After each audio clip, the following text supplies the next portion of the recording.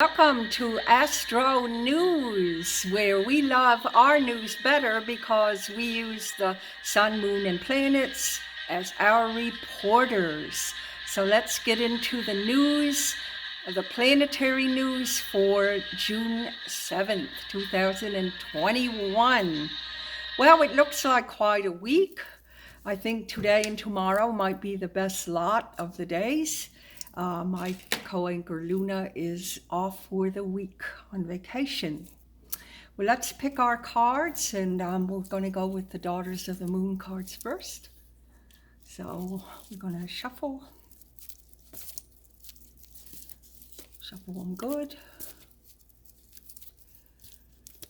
All right, the energy for the week is this card. That's temperance. That's being bold enough to forgive. Stand in your circle, the circle of light. Be bold and forgive. There's nothing better than getting anger and anger out of your soul and forgiveness in. So that might be the theme of the week, forgiveness. Forgiveness for all and ourselves. Let's go to the directions, divine direction cards. And I'm just going to shuffle here. Okay. And the first card on the top is this one. Affirm. Affirm. Create your own affirmation. Think of words and phrases for unique you and write them down and use them all week. No, nothing better than repeat affirmations. Finally, our ego moves away so that our subconscious can begin to work on them, keep them positive and flowing. All right, let's get into the astrology for this week. Today is Monday, and Mercury is in retro as I speak. And boy, don't I know it.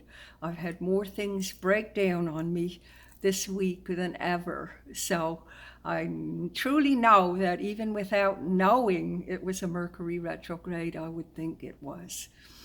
So the moon today is in Taurus, and Taurus is very steady and very concurrent, and it's just a very steady, good moon to have because it's Earth, and any Earth sign is always going to be steady and very stable. Tuesday looks like a really good day. The moon will still be in Taurus in harmony with Pluto. If you are working on a home, redecorating, or refurbishing a home, it's a good day to do that.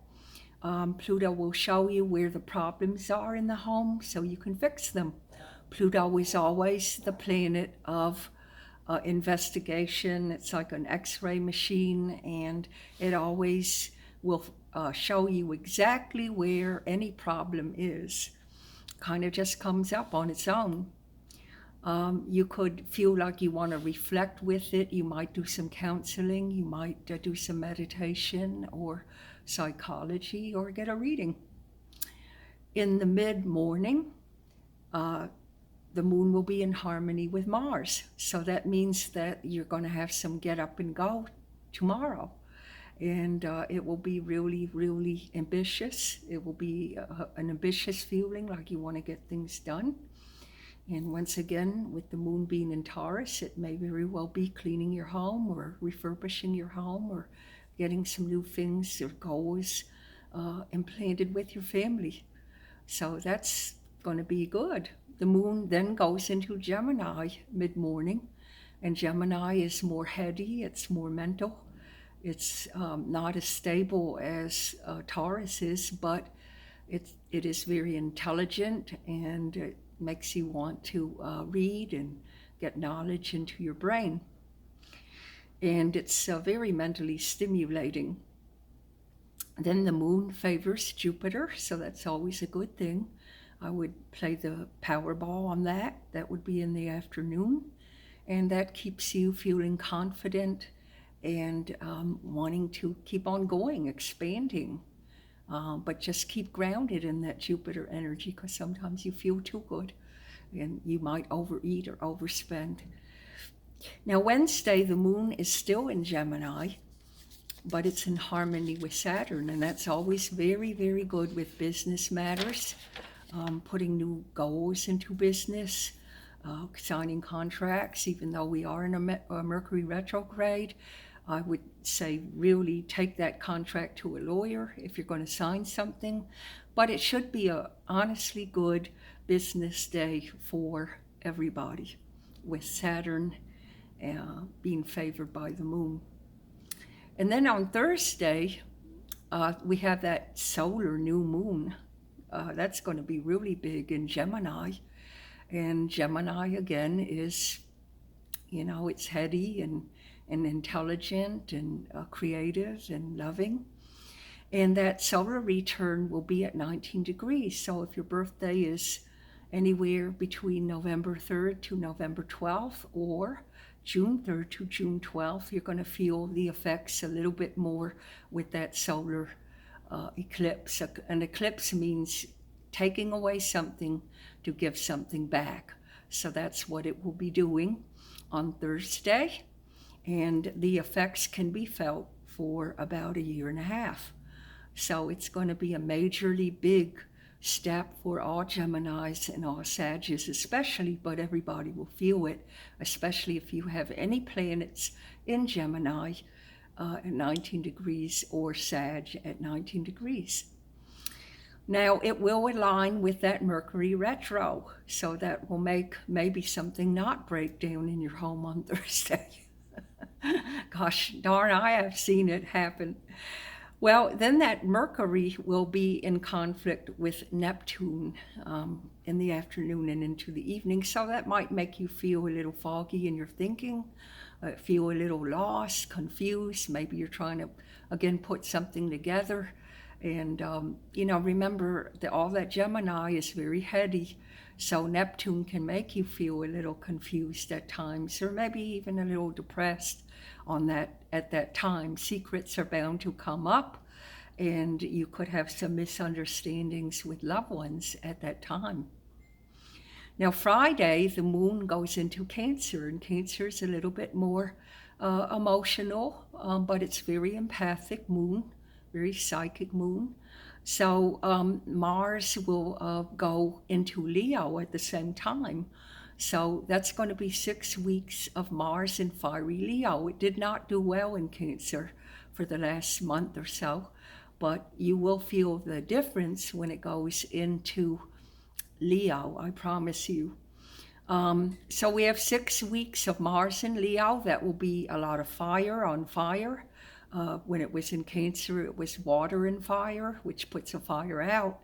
So that's going to be very good for Leos and Aquarians and Aries especially, and Libras. But it will affect everybody for sure. The Venus is also in Cancer, so eventually that Mars is going to hit that Venus.